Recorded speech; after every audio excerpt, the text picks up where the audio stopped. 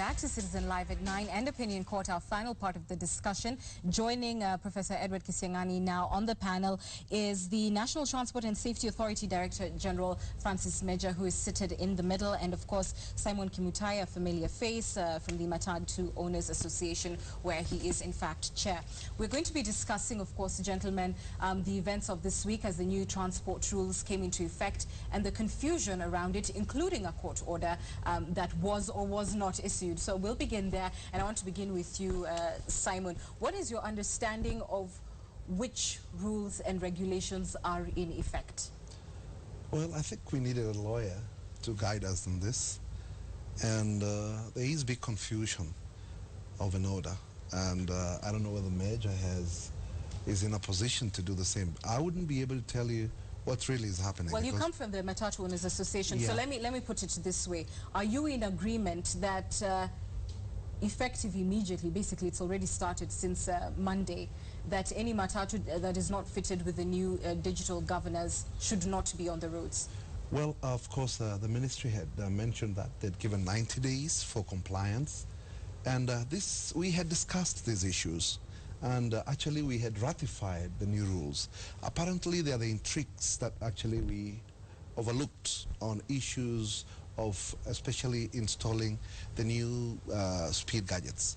Apparently the time that was there was not adequate to be able to fit in all these things, looking into availability of the gadgets. I understand the argument you're making, and we'll come to that, but right now I'm still at a very preliminary stage of whether or not Matatus which do not have these new gadgets should not be on the roads. Well, I wouldn't be able to tell you because there have been several interpretations of the law.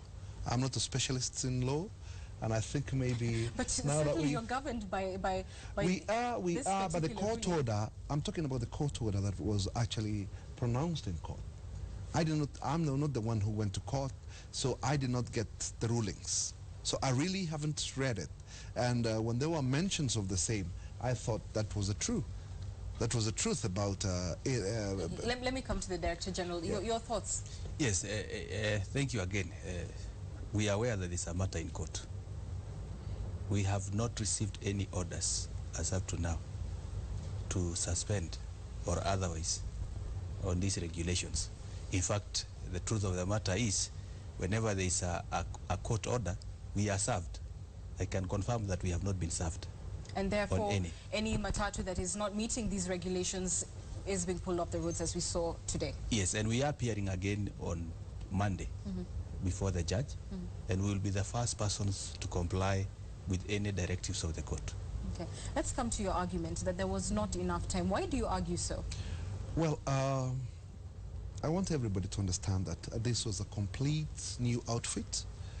There were specifications provided by Kenya Bureau of Standards that a gadget had to be manufactured that has two functions. One function is it's a speed limiter, and the other one is it records the same speed.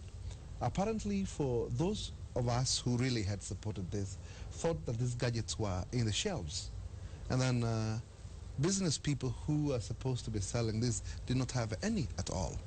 It's not our core business, but somehow we had to get in and get manufacturers to look into manufacturing this. This took a bit of a while, and in a production line from a company that we placed orders, they were only able to make 200 gadgets in a day.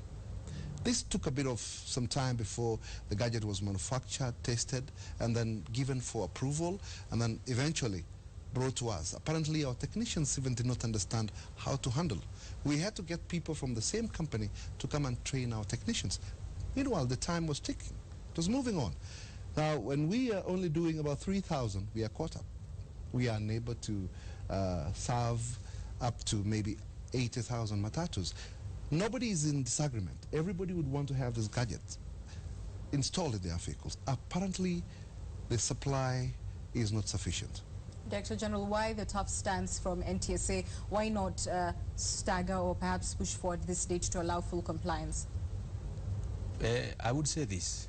It is typical of the Kenyan population that whenever a timeline is set, they wait until the 11th minute then there's always a rush towards the very last days. I am not sure that even if this deadline is extended, that come the other day, that everyone will have complied. So we believe, and we did this in consultation with the industry, what time we said we arrived on a date, and I think what is happening is that people tended to not to prepare in good time. They waited until the very last minute, then the rush that we are seeing currently. He's raised a very specific point about availability of the devices. Yes. Can you confirm from your end that they are in fact in the market and in big enough supply so that everyone can in fact comply? This is what we did. We gazetted standards of a speed limiter or a speed governor. We didn't specify and say the company A or B to import this or to source for these gadgets. We left it to the market. And I'm very happy actually with the Matatu Owners Association. They are being proactive by providing these gadgets to their members. We have many entrepreneurs in Kenya who want to do business. And what we just told them, these are the standards. As long as that they are satisfied by the Kenya Bureau of Standards that you meet these standards, then you can bring as many gadgets as possible. What did we see?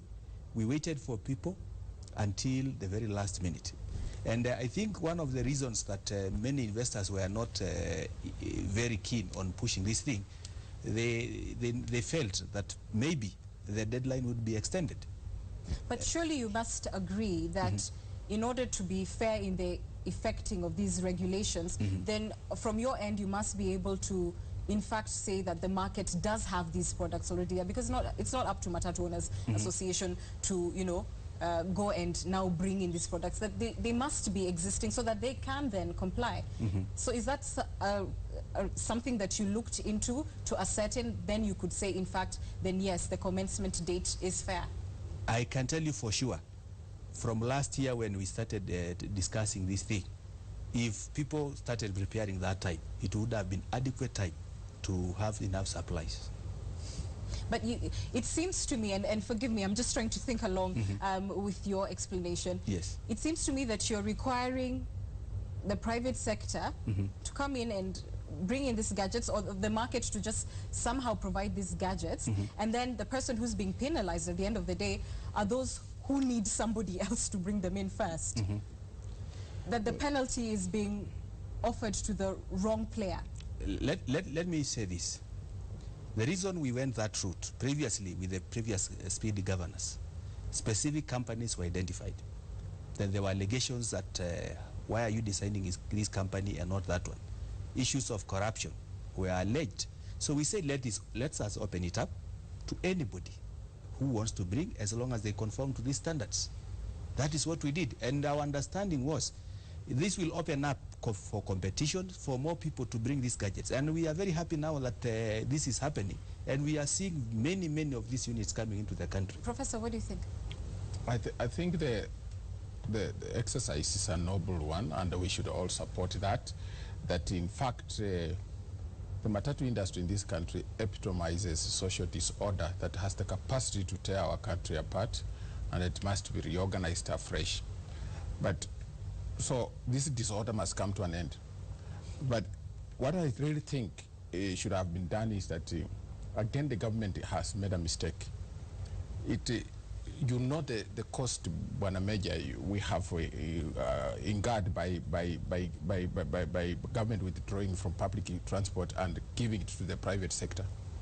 If you are going to say that companies should do it, you have merely devolved corruption from government instead of dealing with it to somebody in the Kenya Bureau of Standards who will even stamp these gadgets and say they are okay.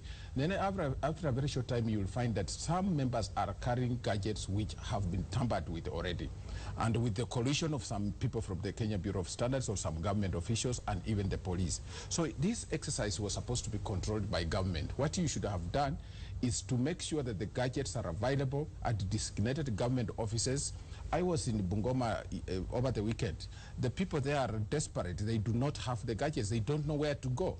So really you need to have some regional offices which have these gadgets, and they are fitted by government inspectors. They are watching that these gadgets are the right one. So on that one, I don't think it's late. It's not too late. It can be revised.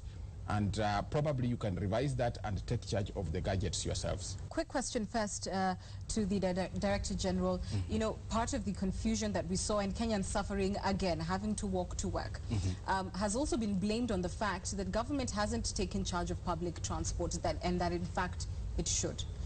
It should be the provider of that service. Do you know of plans? Are any plans underway to ensure that government is first the you know, in charge of mass transport in the country?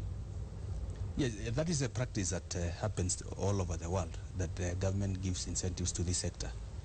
I think what we are trying to do, first of all, is to introduce elements of self-regulations. These regulations that we are introducing is to enable this industry to take charge of their businesses. We are also encouraging the industry to consolidate so that we have fewer players who are stronger. Then I think we have plans in future to introduce things like mass rapid transport system. We have plans to have things like dedicated lanes for buses. This cannot happen under the current situation because there is no order. It is chaotic.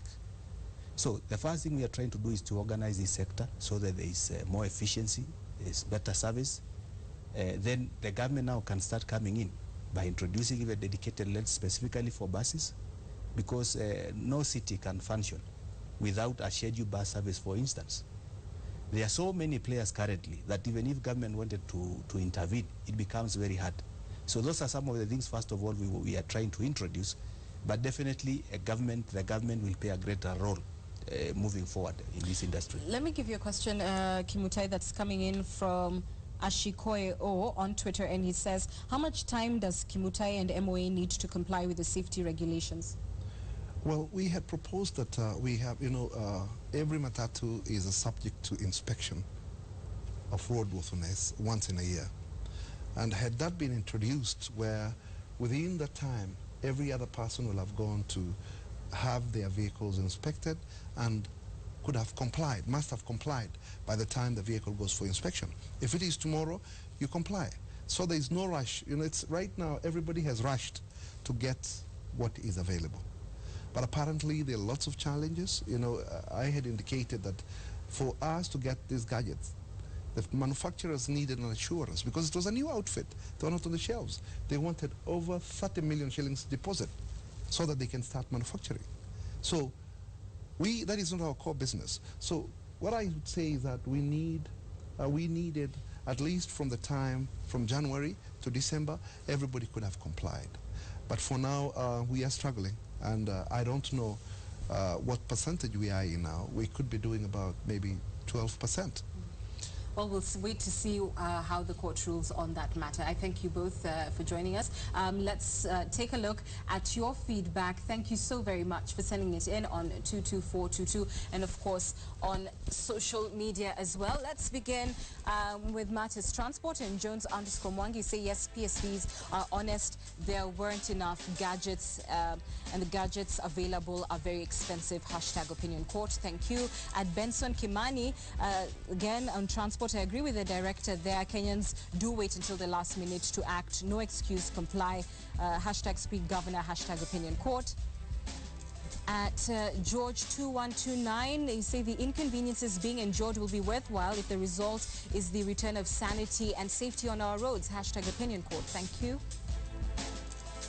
At Mwaniki NK, again on the Matatu issue, you say if Matatu owners were given 30 years to comply, they would still wait for the very last minute. Simon, a big indictment on your particular industry. Let me see if I could get any more views on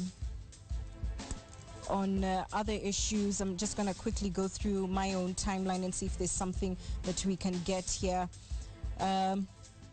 Someone by the title of Daudin Haji has asked me to say this to you. Please tell the Matatu guy to behave and respect the law. I think this is in as far as actually getting your members and owners to pull their vehicles off the roads if they're not in keeping with the transport regulations that have been put in. And a lot of great feedback.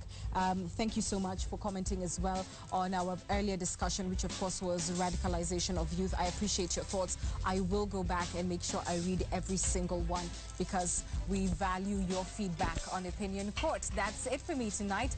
Have a wonderful weekend ahead. You do not want to miss Citizen Weekend starting tomorrow with Lillian Muli. But for me, it's good night. God bless. And I'll see you right here again next Thursday on Citizen Live at 9.